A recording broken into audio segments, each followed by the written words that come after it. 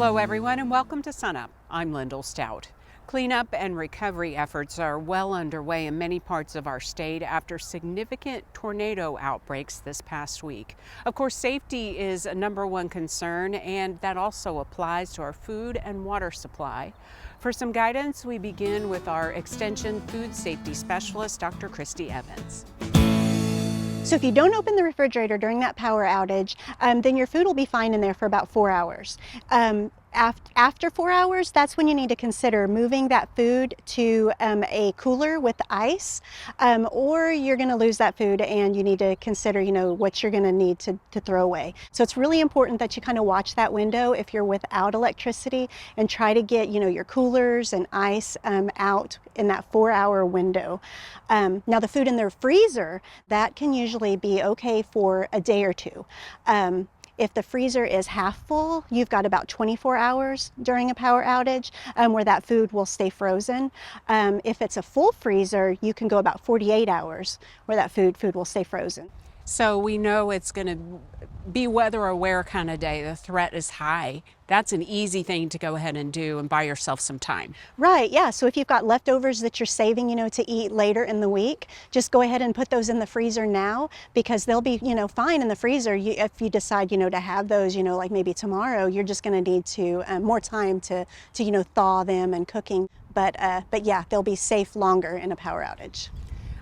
We all know how much we spend on food, and so it's great when you can save what you can. Right. Let's switch gears from perishables to non-perishables and dry food. What is your guidance there? Okay, so during storms like we've had this week, over last weekend, where tornadoes or homes have received tornado damage, that can affect the dry food storage, foods in the cabinets and the pantries. If there's been any, broken glass or other debris, or if there's rain that's entered the home or floodwaters, that can affect that dry food storage. So it's important for people to look at the packages. If they inspect each package of food, to see if it has any glass shards, or if it has, any, if it's wet because it got rained on, things like that. Just try to see what you can save. So that you don't have to, throw those foods away.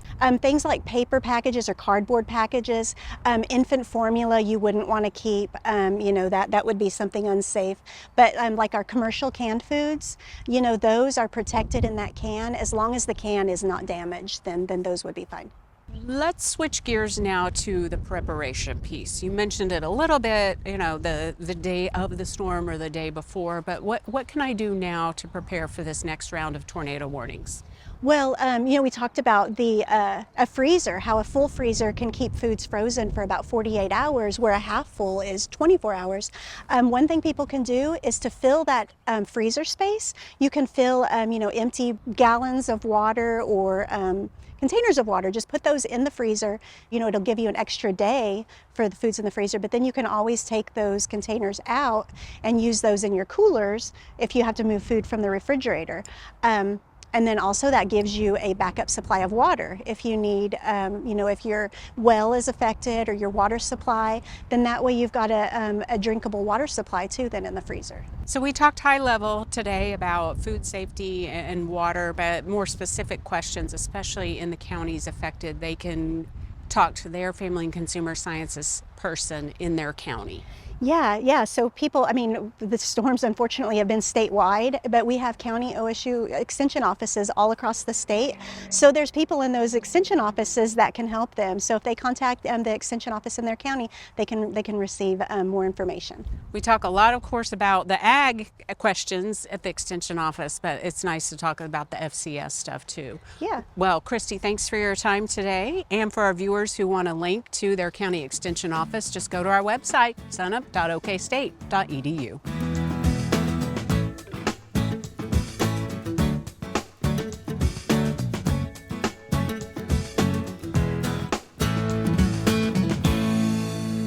Hi, Wes Lee, and welcome to the Mesonet Weather Report. We have been waiting for some time now for drought-ending rains to get started in Oklahoma, and they finally did. Unfortunately, they arrived with some deadly severe weather impacting several communities, including Marietta, Ardmore, Holdenville, and the beautiful historic downtown Sulphur. Focusing on the positive aspects of the storm were drought-quenching rains for many areas. This 7-day rainfall map from midday Wednesday shows some in moderate to incredible numbers. 6+ inches in the north central, northeast, and south central regions can be seen, topped off by a whopping 8.36 inches in Fittstown. The far northwest and Panhandle regions missed out again, but hopefully continuing rain chances through the weekend will seek them out. Shallow soil moisture percents look great in the eastern 2/3 of the state, fair in the southwest, and downright pitiful in the Panhandle. Looking deeper, down to 16 inches, shows a little more hope for the drought-stricken Panhandle and northwest regions, and plenty of water in the east. Forecasts for next week look more on the normal range. However, the monthly forecast for May that came out at the end of April looks promising for rainfall. On average, May is the wettest month of the year for most places. Let's just hope that severe weather stays away. Gary's up next with a summary of last month's weather. Thanks, Wes, and good morning, everyone. Well, we did get a lot of unfortunate severe weather, tornadoes, big hail, flash flooding, severe storms, but that's how we get rainfall in the springtime in Oklahoma, so hopefully it's improved the drought situation. Let's take a look at the new map and see where we're at. Well, we do have some improvements, at least up across northern Oklahoma. We did get rid of some of the drought across the east central portions of the state. We still have a big blob of that severe to moderate drought up in far northwest Oklahoma, but some of the rains that we got just over the last couple of days should help improve those on next week's map as well. And since we are at the end of April, let's take a look at the rainfall map for April. This is from the Oklahoma Mesonet.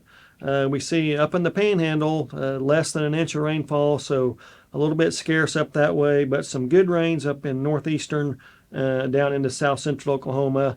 When we take a look at the departure from normal rainfall map, we can see where those surpluses are, again from south central up into northeastern Oklahoma, and then creeping over into north central Oklahoma.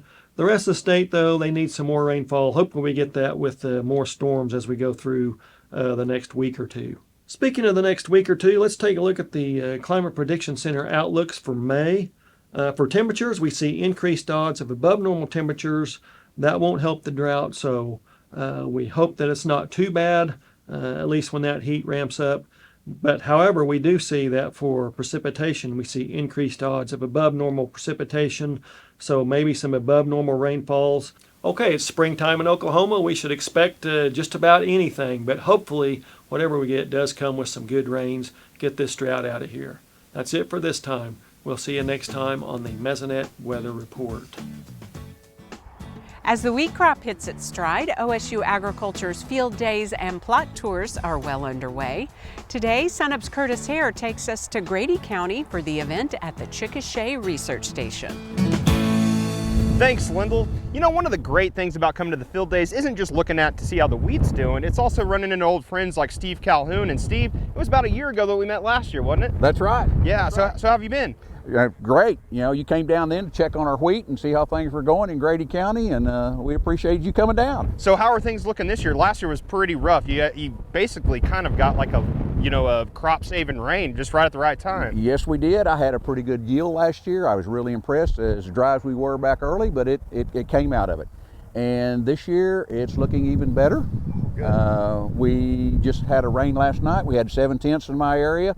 And so anyway, things are looking really good right now. You can definitely tell we're getting some lodging right here. Are you dealing with any issues of lodging? Not really. I haven't seen any in my fields. What we're concerned now is the weather and the hail issues. Yep. So anyway, we're kind of watching the weather and hoping and praying we don't have any of those issues. Because weather in Oklahoma is always an issue, but it's particularly right here in Grady County because that I-44 corridor is can get pretty gnarly. You know, I can have one field that may have hail damage on it, and 2 miles away, nothing. You know, it's just one of those deals, whether if you're in the right area or not for a hail zone. Well, and that was kind of the issue last year. You would have one field that had somewhat decent moisture and good looking wheat, and literally a field just a stone's throw away that had none. That's right. You know, I've been raising wheat for almost 60 years, and every year's different, you know, depending upon the moisture and Mother Nature and what all that comes out to be.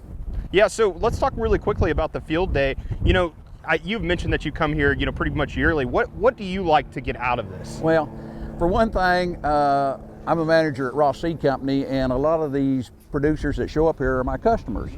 Plus, it's a social event, and then we always want to know what the new variety is, or what the new disease preference is coming out, or if we got any aphids or anything like that coming on, so that we are aware of it. So we talked a little bit about weather. Have you been dealing with any weeds at all? No, I spray mine back earlier to kind of control that, so we don't have an issue at harvest time. So anyway, I put down a chemical for the ryegrass, and then I put down a chemical for the broadleaf weeds. So anyway, hopefully we won't have any issues this year with that. Well, Steve, it was great to see you, and hopefully get to see you next year at the Chickasha Field Day, and hopefully that you get more rain and no hail. All right, we really appreciate you guys coming down, and get with Kim Anderson and see what he can do about our wheat prices. Well, we'll try. He's always got that crystal ball out, but sometimes he just doesn't know what he's going to see. All right, thanks, Steve. Thank you.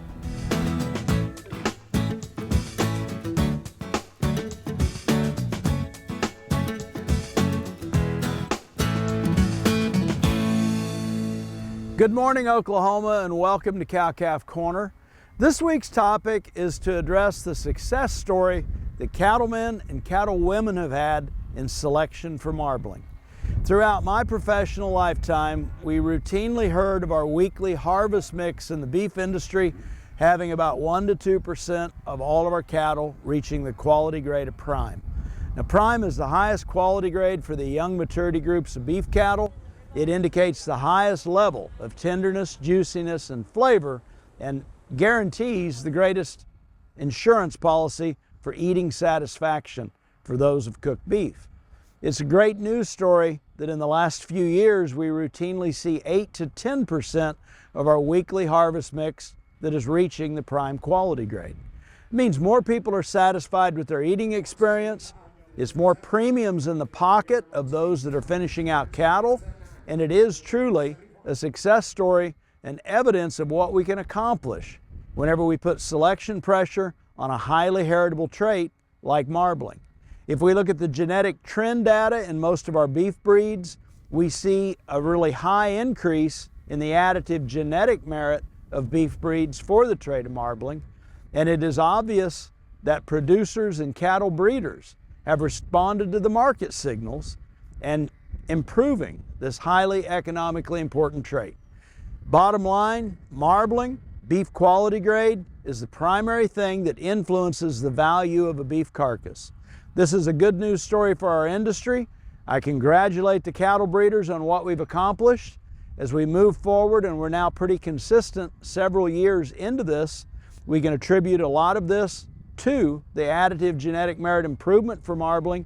It's true, we are finishing cattle to heavier weights and feeding them a little bit longer, but that has permitted us to fully tap the genetic potential of cattle to marble.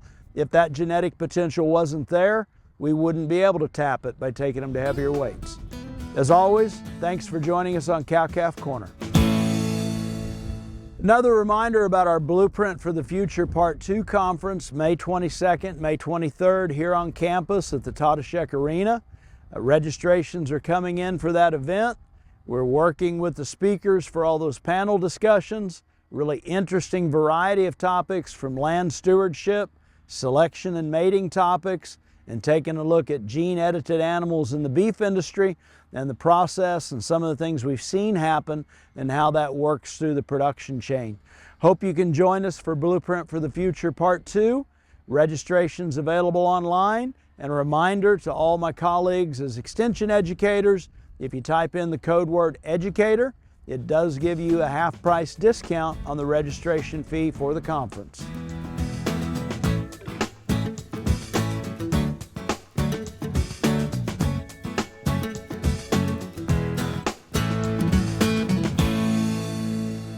We're joined now by Dr. Kim Anderson, our crop marketing specialist. Kim, kick things off with what happened in the crop markets this week. Well, let's quickly go through this. You look at wheat prices, we got a good rally in wheat prices. They got up to around $6.10. That's up in northern Oklahoma for harvest delivered wheat. You can take 30 to 40 off of it in southern Oklahoma and maybe 10 off for the Panhandle. If you look at corn, we had a small rally. It peaked out and it's kind of come down. It's staying at $4.35 to $4.60 for harvest delivered corn. Soybeans, we had a little rally in that, got up to that little $11 mark, and then it came back down to the $11.50. So not much movement. They're just kind of moving sideways, waiting for something to hit the market. Kim, last week you said farmers should sell their wheat between June 1st and August 31st. Recap that for us. Well, if you look from 2009 through 2023, at the June, July, and August price, it averaged about $5.83. You had to take 23 cents off of that to get it down to the September price, and then it continued to go down and bottom out in December, January. So if you look at all those years, the time to pull the trigger is the June through August time period. So what if harvest prices this year end up to be above average? Well, if you look at the period for harvest to be above average, you'd go 2011 through 14 and the 21, 22, and 23 years. On that, you had a slightly higher price. But let's just look at 1 year during that period to look and see why you should stagger it over that period rather than selling once. So if we look at 2011, we came in, you look at the long run, 9 to June 11, you had prices $6.50, get down around $3.50 until you got into the 10-11 time period, went up to $8, and then was up around that $7.50 to $8 as we came into June. So we got above average prices. Well, we came into prices at around $8.50, $8.60 in June. By July 1, they were down to $7.50. By mid-July to August, they were down to $6.72. But by the time we got to August 31, they were back up to $8.70. That's why you need to stagger when prices are above average. Now you look at the other years, it started mostly high and came down, but you don't know what it's going to do. And then on the other side, what if harvest prices end up being below average? What does that look like? Well, you'd think if prices are below average that maybe prices would just go up. Let's look at 2016. You go 09 through 16, you started out with prices around $6 in 09 and 10. We had a good rally. We got them up around that $8. They stayed 6 to 8 going out through 12 and 13. We came back down. We came in the harvest at $3.71 in 2016. Your average price is running around $6 if you'll go back over that time. So it had been 2005 since you had seen prices go below that $3.50, $3.60. So if you look at coming into harvest, we were up around that $3.50. Prices fell off. By July 1, we were down to $3.50. Then you got to go back to 05 before you're lower than that. Wallered around sideways for a while. We finished August 31 at $2.58. Who'd have thunk it? I mean, you've got a well below average price. It's been 10 or 12 years since you've been prices below that average, and they still do it. That's why you've got a dollar cost average. I don't care what the price is. Stagger it over time, maybe rather than a third, a third, a third, do a fifth, a fifth, a fifth, a fifth, and a fifth, and average that price out. Well, it is important too to analyze that historical data, right? All these numbers you just ran for us, that has to be a part of your decision making too, right? Actually, in my humble opinion, ignore it. Just every year from June through August, average your sales out and over time, until the market changes, and it will one of these days, hopefully you'll have somebody here to catch it, but over time, it's going to average out. Don't second guess your strategy. Okay, sounds good. Kim, thanks a lot. We'll see you next week.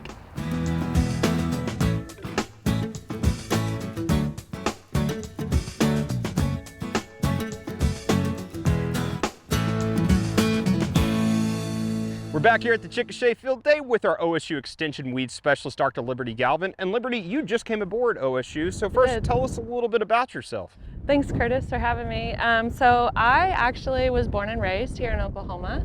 I grew up in northeastern Oklahoma, did my undergrad at Oklahoma State. Afterwards, I did a lot of my graduate education at UC Davis, but just moved back last fall to start this job. My specialty is small grains, but I'm kind of doing a little bit wherever the need presents itself, you know. But I'm happy to be here at the Forage's Wheat Field Day today. Well, we're happy to have you aboard, and there's always a need when it comes to weeds. So first off, let's talk a little bit about what your talk here at the field day was about. Yeah, so you know, there's a lot of reports across the state about herbicide resistance issues, and Dr. Shrestha, my colleague, and I are really trying to understand how bad is the resistance, so how many modes of action have we lost for those weeds, but also how widespread across the state is the issue. I think a lot of people get really shocked when they see how many weeds have resistance to the herbicides that we have available in the state. Yeah, because they might be using those herbicides on just not even knowing that's not effective. Yeah, and a lot of growers I think are aware that they're ineffective, but they're kind of running out of options. So it was important to connect with growers on that piece today. So what kind of questions were you fielding from growers here today? Well, we are really looking for buy-in for our scouting program. There was a couple of folks that came up to me and said, hey, I'm confident I have herbicide-resistant Italian ryegrass in my field. I've been spraying it all season. Nothing's happening to it. So that was a big thing. Another piece is because these herbicides aren't working, we're really looking at what our non-chemical control options are. And kind of part of my talk today was fishing to see what growers might be interested in, if people have already tested some of these strategies.